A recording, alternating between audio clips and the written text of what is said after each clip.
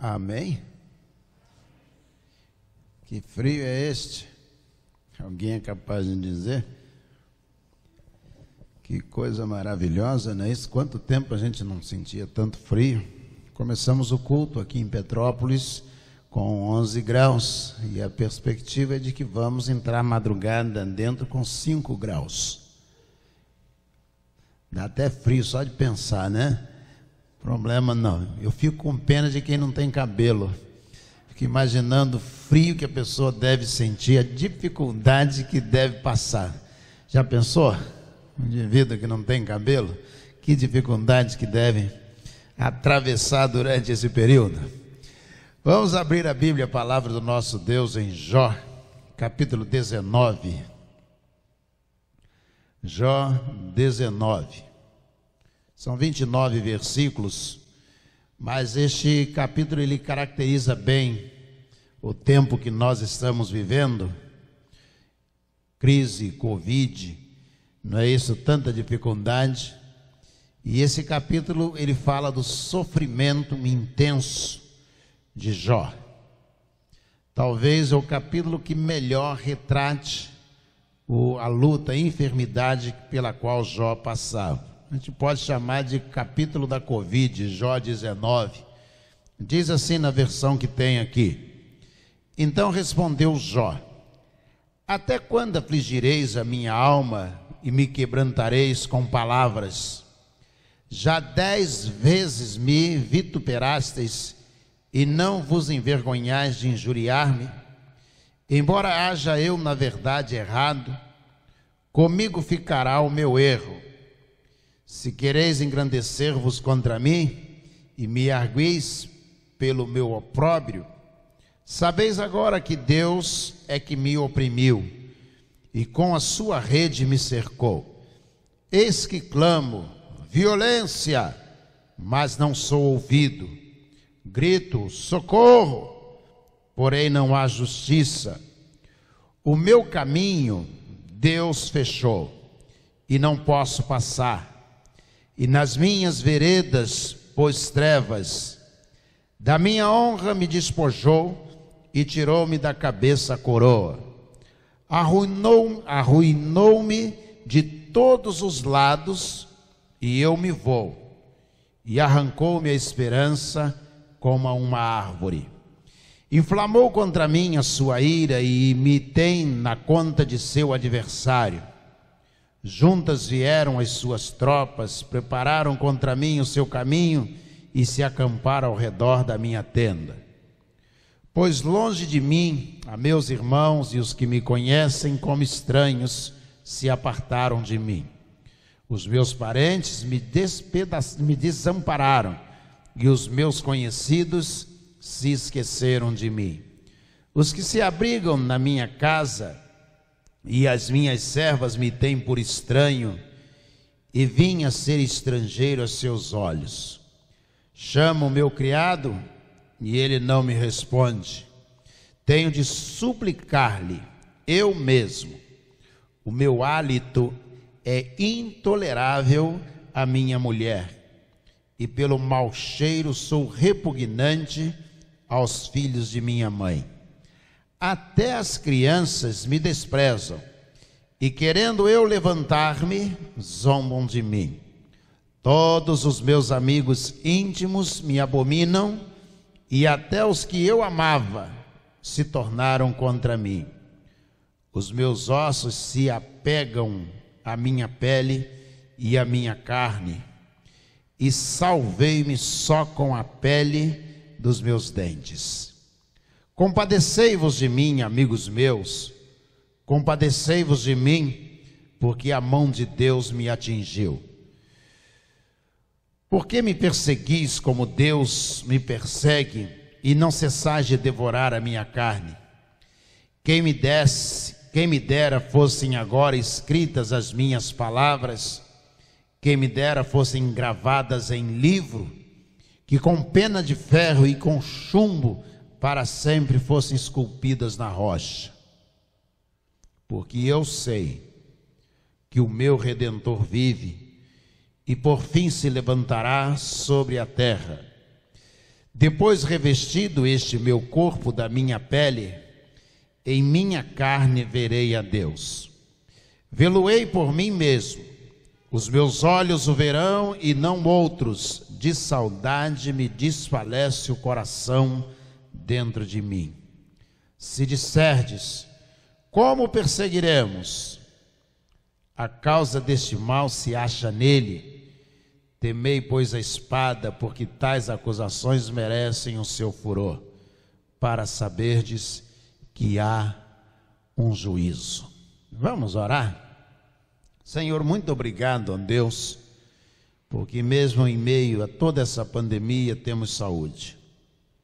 Muito obrigado a Deus, porque em meio a tanta dificuldade, ó Deus, no campo profissional, ó Deus, em meio a tanta briga política no nosso país, nós podemos agradecer ao Senhor, ó Deus, obrigado, porque nós estamos em paz. Ó Deus, obrigado pela Tua palavra. E nessa hora, ó Deus, pedimos que o Senhor venha com o Espírito Santo do Senhor nos tocar, nos incomodar, nos fortalecer e nos abençoar. É a nossa oração em nome de Jesus, o nosso Senhor. Amém. Amém. Jó está vivendo um momento de muita dificuldade. Poucas pessoas na história da humanidade enfrentaram problemas à semelhança de Jó. Eu conheço muitas pessoas que já enfrentaram problemas sérios, problema de final de casamento, problema com os filhos, pessoas que já enfrentaram problemas profissionais no seu trabalho, pessoas que investiram tudo o que tinham para abrir uma sociedade empresária e faliram. Eu conheço pessoas, médicos, um médico pelo menos que morava na rua, que havia perdido a esperança na vida com o falecimento de uma pessoa de sua família. Já conheci pessoas vagando pela rua sem destino, que foram economistas, que aplicavam dinheiro na bolsa. Já conheci professores universitários pedindo dinheiro para se alimentar. Mas eu creio que de todas as pessoas que já encontrei até hoje, mesmo as enlutadas, mesmo aquelas com fome, nenhuma delas, o sofrimento de qualquer delas pode ser comparado ao sofrimento de Jó. O texto bíblico relata a vida de um homem com sofrimento profundo que talvez na história da humanidade ninguém jamais experimentou. A Bíblia diz que Jó era um homem rico, riquíssimo. E Jó está adorando ao Senhor, servindo ao Senhor. E Jó começa a perder todo o seu patrimônio. A represa se rompe, invade os seus campos. Inimigos dão contra o seu patrimônio e levam o gado, levam as ovelhas, as jumentas, levam os seus criados. Os seus filhos estão reunidos e um vento bate na casa e desaba o telhado sobre eles, e todos eles vêm a morrer. Jó é tomado de um sofrimento intenso. Quando perdemos uma pessoa na família, parece que uma faca entrou no nosso peito. Jó perdeu filhos e filhas de uma só vez. Perdeu todo o patrimônio. E não restasse isto, Jó perdeu também a sua saúde. Seu corpo foi coberto de lepra. E Jó vivia uma agonizante luta para poder sobreviver, para poder caminhar. Esse capítulo 19 relata a vida de alguém, um momento da vida de alguém que está no fundo do poço, enfrentando grande dificuldade. Nós estamos vivendo em meio à pandemia, mas não podemos sequer comparar a pandemia com o momento que Jó viveu. Nenhum de nós vai viver uma agonia tão intensa quanto Jó viveu naqueles dias. Diz ele que tem dificuldade para se levantar do seu lugar, depois de perder a família, os bens, perder a saúde. Ele diz que não há aqueles que possam ajudar a levantar do chão em que está. Jó diz que todos os seus parentes e os amigos se afastaram dele. Talvez você possa dizer, mas não há um exagero. Não, se você olhar o capítulo 42, depois que Jó restaura a sua saúde, diz o texto, e os seus parentes e amigos retornaram para conviver com ele. Ou seja, Jó ficou sozinho, perdeu tudo, perdeu a parentela, perdeu os amigos, perdeu o patrimônio, perdeu os filhos, perdeu tudo, inclusive a saúde. Como viver uma realidade assim? Então nós podemos dividir o capítulo 19 pelo menos em 3 partes diferentes. Primeiro, Jó sabe da sua situação. É preciso que você possa entender o que está acontecendo com você, para que você possa começar pelo menos a se movimentar para sair disto. O que é que está afetando você? É o relacionamento familiar? É o casamento? É a educação do filho? É o filho que se perdeu nas drogas?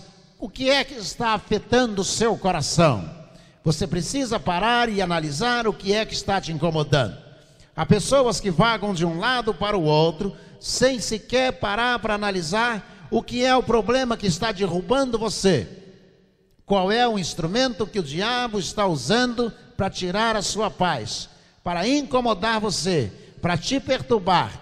Se você não souber, não conseguir entender o que está acontecendo, certamente você nunca vai sair deste buraco que você caiu. Jó parou para analisar, entendeu o que estava acontecendo com ele. São os versículos primeiros do capítulo 19. E nós precisamos, quando vamos orar ao Senhor, entender o que está acontecendo comigo. Por que é que eu estou vivendo, ou para quem eu estou vivendo esse momento com tanta dificuldade? No meio da pandemia, muitas pessoas andando de um lado para o outro, sem pararem para analisar o que é que está acontecendo. Será que Deus tem um propósito nesse momento que nós estamos vivendo? Um rapaz me disse dias atrás, ele é um professor universitário, e ele me disse o seguinte: pastor, Deus não pode estar nisto. Deus não pode estar se manifestando de uma maneira tão terrível, permitindo que isso possa acontecer. E eu disse a ele: você já leu Números capítulo 16? E ele disse: não, nunca li. Eu disse: Corá levantou 2 outros líderes no meio do povo hebreu para poder dificultar a vida de Moisés e a caminhada do povo no deserto. Quando Moisés fala com o Senhor, Deus diz que eu vou abrir a terra e eles serão engolidos pela terra. E Moisés diz: mas não pode, Deus, vai ter que ser assim. E Números capítulo 16, eles estão caminhando pelo deserto, eles acampam no deserto, e Deus diz a Moisés: vá e diga às pessoas que se afastem da tenda de Corá, de Datã e de Abirão, saiam de perto deles, porque eu vou destruir a tenda deles. Então Moisés, juntamente com Arão, se aproxima das pessoas que estão próximas da tenda, dizendo: saiam daqui, porque Deus disse que vai destruir essa tenda, juntamente com os 250 que têm incensários e todos os outros que estão aqui. E quando eles conseguem se afastar da tenda, obedecendo a voz do Senhor, Corá, Datã e Abirão, eles descem, são engolidos pela terra, e dizia: a terra se fechou em cima deles. Quando li esse texto pela primeira vez, eu pensei: como que Deus pode fazer uma coisa dessa? Todos eles foram levados, ficaram soterrados. Tem uma coisa que você precisa entender: quando Deus está agindo, Deus não está agindo por causa da perversidade. Ele está agindo para restaurar o relacionamento ou a convivência social. Você quer um exemplo? Imagine que você passe mal, vá ao hospital, o médico auscute você, faça rapidamente alguns exames, e ele diga então, leve-o para o centro cirúrgico, e ele deita você sobre a maca, e então o anestesista, o instrumentista estão ali, e ele diz, me passem um bisturi.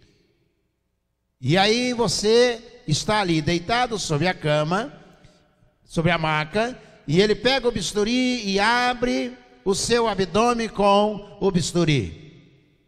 Alguém que está olhando pelo vidro do lado de fora daquele local do centro cirúrgico pode ver o médico fazendo aquela abertura e dizer, esse médico, ele é imprudente, ele é um covarde, a pessoa está deitada, não há como se defender, e como é que ele pode passar uma faca na barriga de alguém e abrir a barriga?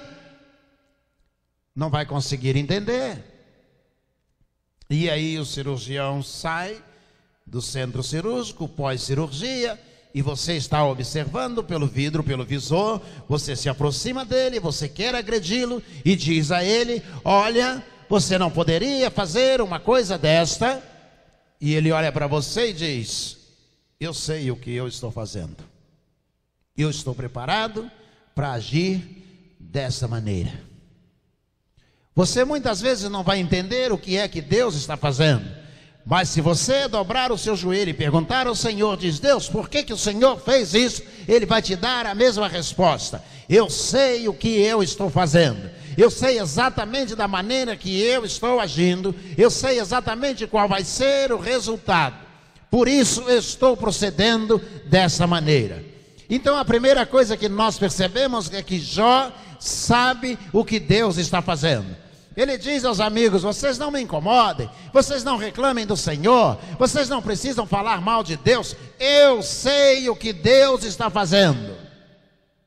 Em segundo lugar, Jó diz, eu sei o que eu fiz. A segunda parte deste capítulo 19, Jó está dizendo, eu sei que eu mereço. É muito difícil você admitir que você merece alguma coisa que possa estar acontecendo neste tempo que nós estamos vivendo.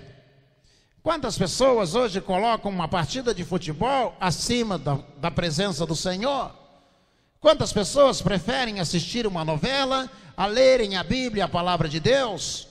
Quantas pessoas preferem ir a um baile funk, um maracanã, uma praia, a estarem na casa de Deus, a adorarem o Senhor, a cultuarem ao Senhor? Tem orgulho em dizer, mas buscai em primeiro lugar o reino de Deus e a sua justiça, e no entanto, quando precisam fazer a escolha, colocam o reino de Deus em segundo lugar. Jó está dizendo aos seus amigos, eu sei que eu mereço o que estou passando agora. Essa geração, se for analisar, se parar para analisar, vai reconhecer o seu erro, vai reconhecer que a mão do Senhor, como diz Jó, Deus está me imprensando contra a parede, Deus está me empurrando contra a parede e dizendo, Jó, eu tenho que fazer isso com você. Ele diz aos amigos, eu sei que eu mereço o que Deus está fazendo comigo. Eu sei que eu mereço o que está acontecendo. Então, em primeiro lugar, ele sabe o que está acontecendo. Em segundo lugar, ele sabe que ele merece o que está acontecendo com ele. Quantas pessoas vão orar e dobram o joelho e dizem, Deus, eu te agradeço porque eu sou uma pessoa boa, eu te agradeço porque eu nunca fiz mal a ninguém, eu te agradeço porque eu nunca roubei, eu nunca matei, eu te agradeço porque eu não tenho nenhum comportamento parecido com o de Lázaro, que acabou de morrer. Você se acha melhor? Jesus conta a parábola de dois homens. Eles se apresentam diante de Deus na parábola apresentada por Jesus. O primeiro deles diz, ainda de pé, olhava lá no horizonte, batia no peito, e a oração dele, segundo Jesus está dizendo, era a seguinte. Ele olhava, tinha um homem pobre ao lado dele, e ele dizia, Deus, eu te agradeço porque eu não sou como este pobre e miserável homem. Eu jejuo 2 vezes por semana, dou o dízimo de tudo que recebo, eu sou um bom esposo, eu sou um bom pai, eu te agradeço porque eu sou assim. E aí Jesus diz, e chegou a vez daquele homem que estava ali abaixado, ele nem ousava levantar a cabeça, os olhos aos céus, e ele ajoelhado, com o rosto no chão, ele dizia: Deus, tem misericórdia de mim que sou um pobre pecador. E Jesus disse: e qual dos dois foi justificado diante de Deus? E um silêncio se fez, e Jesus então respondeu: digo a vocês que o segundo, esse sim, quando terminou a sua oração e saiu, ele agradou o coração de Deus. Quantas vezes nós somos assim? Nós sabemos o que está acontecendo, mas nós não reconhecemos que nós merecemos. Quantas vezes deixamos de orar, de ler a palavra, de evangelizar, de cantar? Tem a organização da igreja precisando, e antes da pandemia, quantas vezes o ministro de música pediu que você cantasse no coro? Quantas vezes foi pedido que você participasse de uma campanha, porque havia missionários no campo voltando, precisando que você pudesse ofertar, e você nunca foi sensibilizado para ofertar, para socorrer no reino de Deus? Quantas vezes foi feita campanha para doar 1 quilo para alguém, e você ficou totalmente indiferente? Quantas vezes foi feito um apelo para você participar de uma evangelização, de um PG, e você nunca se levantou para poder abençoar o reino de Deus? E agora você diz: mas por que está acontecendo isso? Jó está dizendo: eu sei que eu mereço, eu sei que eu fiz coisas erradas, eu sei do que está acontecendo, mas eu sei que eu mereço o que está acontecendo. Mas há uma terceira coisa nesse texto, há um terceiro segmento. A partir do versículo 25, Jó disse: eu gostaria que escrevessem com uma pena de ferro e chumbo, que pudessem riscar na rocha o que eu vou dizer agora. Eu sei o que está acontecendo, eu sei que eu mereço o que está acontecendo, mas eu quero que fique escrito e fique bem claro: eu sei que o meu Redentor vive e por fim se levantará sobre a face da terra.